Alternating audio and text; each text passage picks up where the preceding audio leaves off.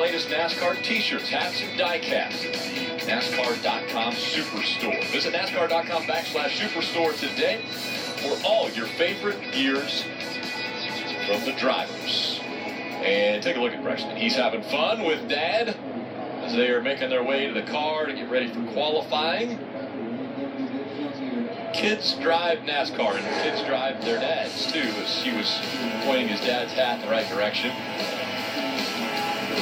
Introducing young fans to NASCAR, engaging them through fun racing excitement and the sports personalities. Interesting, kids 12 and under in 2017 are now going to be admitted for free to all the 2017 Xfinity Series and Camping World Truck Series races. What a great initiative to get young fans involved and be a part of racing, growing the sport. Getting ready for qualifying. 3 rounds. The first round, the fastest 24 will advance into round 2. That's a 20-minute session. Then in round 2, just 10 minutes, it'll be the fastest 12 cars that will advance to round 3. And in round 3, that is where the pole winner will be determined, moving the top 12 starting positions. Now, track record, if one were to be broken, could be done in any one of the rounds, but the speeds that they would have to be going would be ludicrous speed, which is what Jeff Gordon did back in 2014. They have not come close to those speeds yet, as far as this weekend or this year. Yeah, that was not long after the racetrack had been paved. The cars made a lot more downforce. They actually made more horsepower then as well, so they had everything going for them to make more speed. And the cars are rolling up, getting ready for this first round. Again, it's 20 minutes. They can all go out on the track at once if they like, but that wouldn't be advantageous. No, you want clean air. We talk a lot about the draft at Daytona and Talladega, but at this racetrack and every other racetrack at Daytona and Talladega, in these cars, being around other cars is more harm than it is good because it takes air. It does reduce the drag, but it also takes downforce away when you're around other cars. So you could get some sort of crazy opportunity to get a draft if somebody was in front of you and happened to pull off or something where they only got you on the straightaway, but that would be a rare incident. So clean racetrack is curious. The strategy. You see Chris Buescher and his team right off the bat on the racetrack, but he is the only car on the racetrack right now. Well, you look at Chris Buescher, who was 34th in practice. I'm going with the assumption that after being 34th, they probably changed some things, probably major things, trying to find some speed in this 34 car. We know that tires have enough speed in them to run more than once, so I think the strategy for Chris Buescher's team is to get out, understand what the car drives like. You have enough time to come in, adequately cool the engine so you don't have to push water temperature, and I don't think the tires hurt at all. If anything, it helps. So I'm not against this strategy, but look up and down pit road, and no one else seems to be on that strategy. Well, and everybody is doing what we're getting ready to do, and look how fast he could go. You want to compare this speed to what he ran in practice to understand where this racetrack is. So actually ran quicker than what he ran in practice by about 3/10. So hard to know his competitor if that's because he made changes to the car. I was going to say, so what'd you learn? That's what you learned, that Lochner made some great changes, or that the track picked up? Well, I tell you what you did learn. You learned that there is an opportunity to go faster if you made the right changes, because Chris Buescher did. You just don't know, how far off he was. Some cars have an opportunity to make more gains than others because they just were that far off. But at least the track has some speed. So we'll double our sample set here. We'll go up to 2 cars.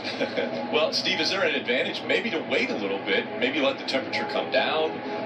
They're not going to catch a cloud because it's not really in the sky right now. So that's not going to be something that they would wait on. But would you wait until later in the session just to see if potentially it goes down enough that you could find some more speed? Well, I think if we were in the top 20 in practice and had confidence we had speed to move through, I wouldn't run before maybe halfway through the session. Leave just enough time to go back out if something happened, if we had traffic, if the driver made a mistake, if just things didn't work like we thought they would work. But if we thought we could easily move forward, we would wait, because you see right here, Michael Annett is going to get out of the gas. He drove in very deep into turn 1, tracked into the green, and then then we aborted to get up out of the line.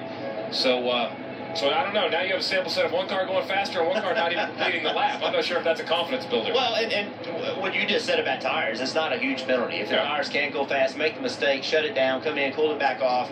And just for reference, the speed that Chris Buescher ran, the 3680, in practice, that would have put him in 29th. So it's not like he went out there and laid a lap time down that would cause everyone on pit road concerned that I got to go right now. Right. David Ragan.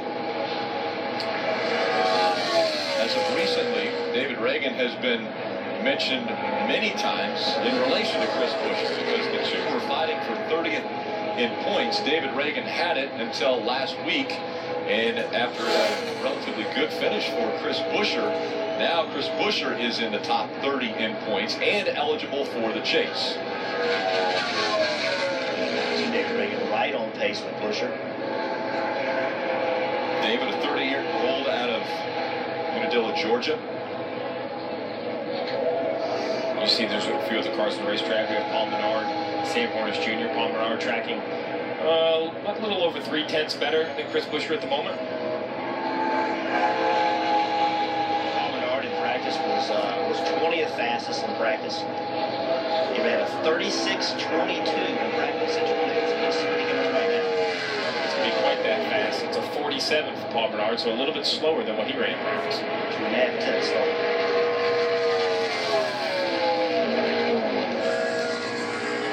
McDowell's name is on the windshield, but Sam Hornish Jr. is behind the wheel as Michael McDowell was practicing at Road America. He'll be running in the Xfinity race tomorrow. The one thing we know, Rick, is there's 15 minutes left to qualify, so the pace seems a little just slow moving right now. No one seems to be in a hurry to get on the racetrack, 1 or 2 cars at a time.